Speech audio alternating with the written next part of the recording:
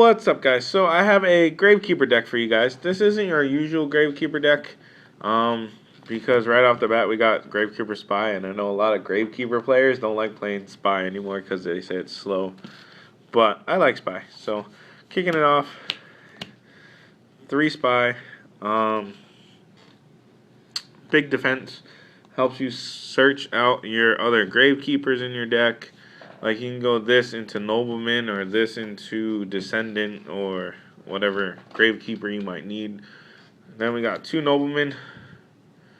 Same thing that Spy does, except this one's when it's destroyed by battle, and it special summons it in face down defense position. So when this gets destroyed, you can special summon out a Spy again if you want. Or you can search out your Gravekeeper Shaman. But that's those guys. 2 Descendant, you tribute a Gravekeeper on the field and destroy 1 card. So it works really well with your Spy that you use its effect of again, or a Nobleman that your opponent refuses to destroy. You can just pop it with this and pop a card. Then we're playing 2 Commandant. To get to your Necro Valley, it's another Gravekeeper, all that fun stuff. Helps you get to Necro Valley a lot quicker. 2 Gravekeeper Heretic. When Necro Valley's on the field, he's unaffected by all other card effects. So it's kind of like its own Lance, I guess, would be a way to put it, because it's not affected by any other card effects. And we're playing 2 Assailant. This guy, while Necro Valley's on the field and he declares an attack, you can target 1 face-up monster your opponent controls and change its battle position. So that always comes in handy if your opponent's playing like Burn and you attack their face-up Marshmallow. You can switch it to attack mode while you declare your attack and then just attack over it. 1 Ambusher, because he's a Gravekeeper, and when it's flip face up, you can target 1 card in your opponent's graveyard, place that target on the bottom of their deck, and if this card's sent from the field to the graveyard, you can target 1 Necro Valley in your graveyard and add that target to your hand. So it lets you reuse your Necro Valleys, and if you decide you want to set it and then flip it, you can target a card in your opponent's graveyard and put it in the bottom of their deck. But usually I just use him for his secondary effect to get Necro Valley back. Priestess, only playing 1. If you don't have Necro Valley, she acts like a Necro Valley. All your Gravekeepers gain 200 attack and defense. Playing 2 Shaman. This is honestly the main part of my build, because usually I try to get as many Gravekeepers in grave and then get this card out and stick it in defense mode and just try to deck out my opponent. She gains 200 for each Gravekeeper in your graveyard. And also, while Necro Valley is on the field, your opponent cannot activate field cards, and also field cards can't be destroyed by card effects. So pretty much you have Necro Valley and this on board, it says fuck you to your opponent. Your opponent can't touch your Necro Valley and it can't activate anything else until they get over this. And then we're playing 1 Oracle. This card has won me games. Its effect, you tribute 3 monsters or 1 Gravekeeper monster, and then for each Gravekeeper monster you tributed, you get to activate 1 of his 3 effects, starting at the top and then working your way down. So if you tribute 3 Gravekeepers for him, you get all 3 of his effects. Let's see if it can zoom in here. So this card gains attack equal to the combined levels of all tributed monsters for its tribute summon times 100. Destroy all set monsters your opponent controls, and all monsters your opponent currently controls lose 2,000 attack and defense. So usually I try to get him late game and then just tribute to 3 Gravekeepers, because it just really fucks with your opponent. But it's a good card to have. You don't want to run more than 1 because it does get cloggy. But that's it for the Gravekeeper monsters. And then we have 1 Malefic Stardust Dragon. Another way to protect your Necro Valley. And it's a 2,500 attack point monster. Sometimes you need that 2,500 attack to get over some shit. And then we got 2 Summoner Monk. Because you are running 16 spells in this deck and only 3 trap cards, so you have a lot of discard fodder for Summoner Monk. And then you can special summon your Descendants, your Commandants, your Ambusher, your Heretic. You have a lot of different things you can special summon with this card and go for so many different plays. But, yeah, 2 Summoner Monk. So that's the monsters of the deck. For the spells, we got 3 Necro Valley.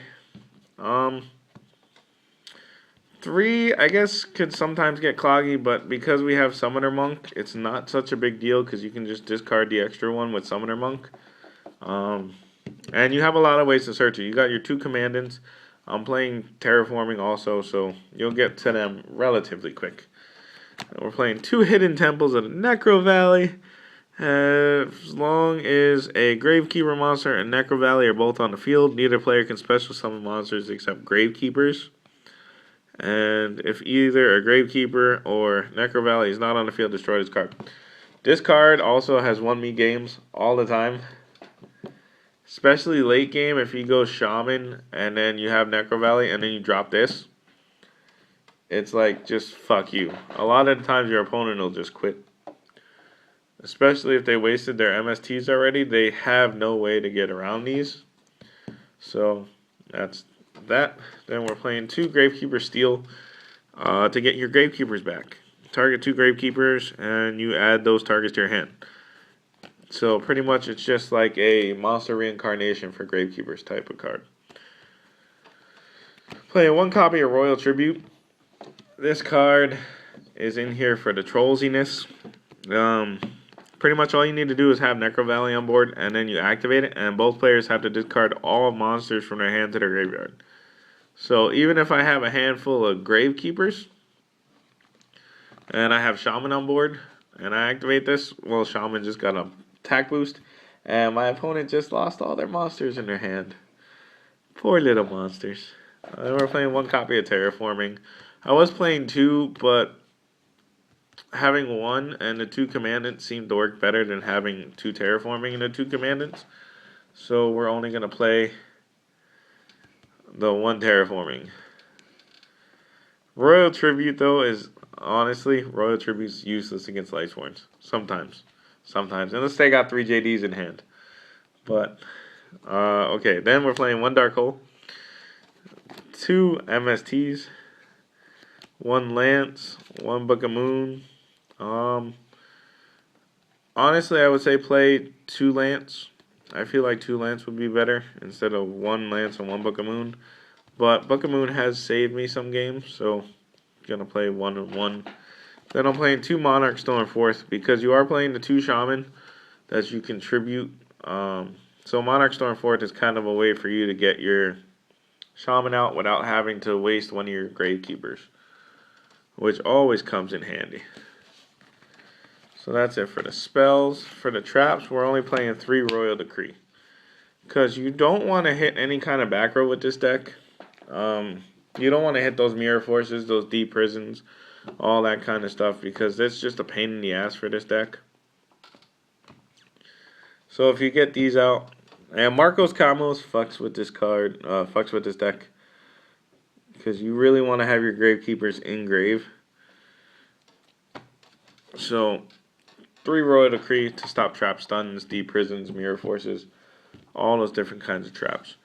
And that's it for the main deck. For the side deck, guys, the side deck's a little crazy because sometimes you don't really go into the side deck unless it's early on or you didn't grab Necro Valley yet or hit Necro Valley yet. But for the extra, playing 1 Acid Golem, 1 Alucard, 1 Zen Mains for your rank 3s, because you do have quite a few level 3s in your deck that you could use for Xyz plays.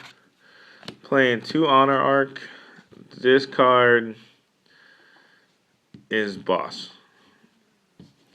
Honestly, I prefer this over Castel, but Castel, it has its points where it's a little better. This one has its points where it's a little better.